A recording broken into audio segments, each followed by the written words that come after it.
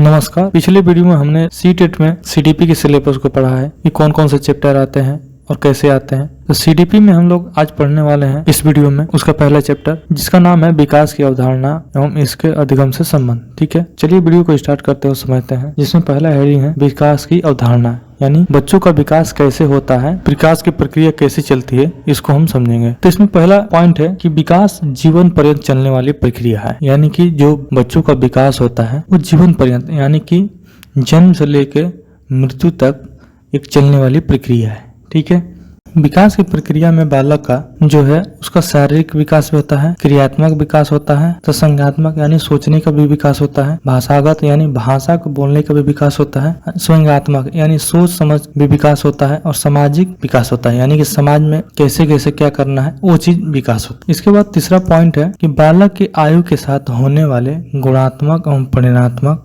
परिवर्तन देखा जा सकता है, यानी कि बालक जैसे जैसे बड़ा होता है उसमें गुणात्मक एवं परिणात्मक हम देख सकते हैं। ठीक है, इसके बाद आता है बालक के क्रमबद्ध रूप से होने वाले सुसंगत परिवर्तन एवं कार्मिक श्रृंखला को विकास कहा जाता है, यानी कि बालक में जो क्रमबद्ध रूप से होने वाले परिवर्तन होते हैं उसको हम विकास कहते हैं। ठीक है, आइए हम समझ लेते हैं कि अरस्तु ने क्या कहा।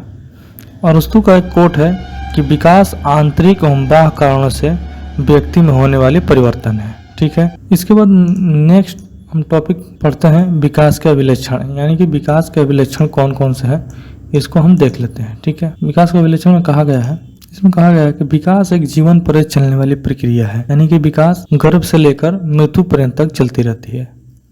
ठीक है, मनोवैज्ञानिकों ने विकास के विभिन्न लक्षण बताए हैं, तो आइए हम देख लेते हैं कौन कौन से लक्षण हैं। ठीक है, इसमें पहला पॉइंट है कि विकासात्मक परिवर्तन प्राय व्यवस्थित, प्रगतिशील एवं नियमित होता है, यानी कि जो विकास है वो व्यवस्थित रूप से प्रगतिशील एवं लगातार होता है। ठीक है, तथा सामान्य से विशिष्ट की ओर, यानी कि छोटे लेवल से बड़े लेवल की ओर, इसके बाद सरल से जटिल की ओर, यानी कि कोई चीज छोटा से फिर बड़े की तरफ, और एकीकृत से क्रियात्मक, यानी एकीकृत से क्रियात्मक स्तरों से विकास एक क्रम का अनुसरण करता है। ठीक है, यानी कि इसमें इसका कहना यह है कि विकास जो है वो लगातार और नियमित रूप से होता रहता है। इस सामान्य से विशिष्ट की ओर होता है और सरल से जटिल की ओर होता है। ठीक है, तथा इसके साथ एकीकृत और क्रियात्मक स्तरों पर होता है।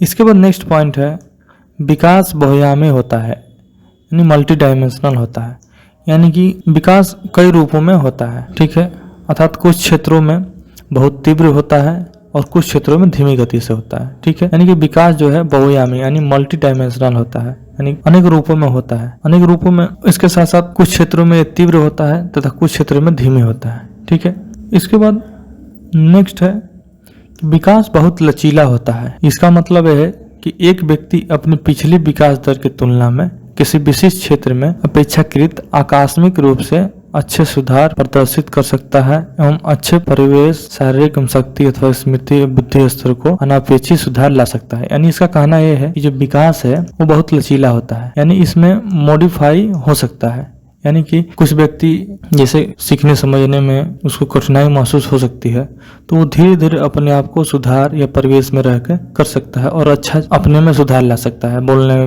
में, चलने में, चाहे जो भी कुछ हो वो अपने में सुधार ला सकता है। तो इसका मतलब यह है कि विकास बहुत लचीला होता है, यानी इसमें सुधार लाया जा सकता है। यानी आप बोलने में या किसी चीज को प्रदर्शित करने में अपने आप को कमजोर महसूस कर रहे हैं तो धीरे धीरे परिवर्तन आप ला सकते हैं। ठीक है, इसके बाद अगला देखते हैं कि विकासात्मक परिवर्तनों में प्राय परिपक्वता में क्रियात्मक स्तरों में उच्च स्तरों में वृद्धि देखने को मिलती है।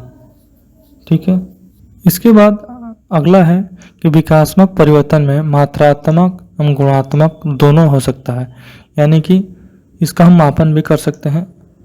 जैसे आयु के साथ साथ कद बढ़ता है तो नैतिक मूल्य का भी निर्माण होता है, यानी जैसे जैसे बालक का या विकास होता है तथा कद उसका बढ़ता है तो उसको नैतिक यानी कि जो समाज में सीखता है वो चीज का विकास होता है। ठीक है, इसके बाद अगला है कि विकास प्रासंगिक हो सकता है, यानी कि ऐतिहासिक परिवेश में सामाजिक या सांस्कृतिक घटनाओं से प्रभावित हो सकता है, यानी कि विकास जो है आपसी परिवेश में या आपसी आसपास जो हमें घटित होती है उससे थोड़ा प्रभावित हो सकता है। यानी जो हमारे आसपास चीजें घट रहा है उसको देखकर विकास थोड़ा प्रभावित हो सकता है। ठीक है, अगला है कि विकास के परिवर्तन में दर अलग अलग व्यक्ति में अलग अलग हो सकता है। यह अंतर अनुवांशिक या परिवेशी प्रभाव कारण हो सकता है। यानी इसका कहने का मतलब यह है कि विकास अलग अलग व्यक्तियों में अलग अलग हो सकता है। इसका कारण या तो आंतरिक अनुवांशिक है, यानी कि जो हमारी जीन्स है उससे हो सकता है, या आपसी परिवेश से हो सकता है।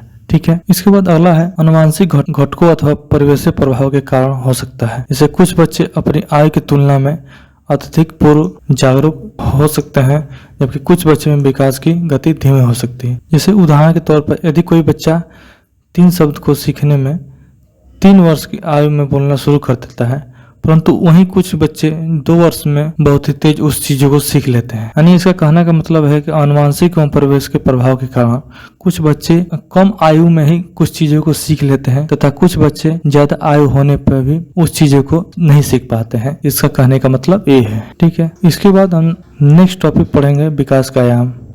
विकास के आयाम कौन कौन से हैं। ठीक है, नेक्स्ट वीडियो में पढ़ेंगे विकास के आयाम को। तब तक के लिए धन्यवाद, नमस्कार।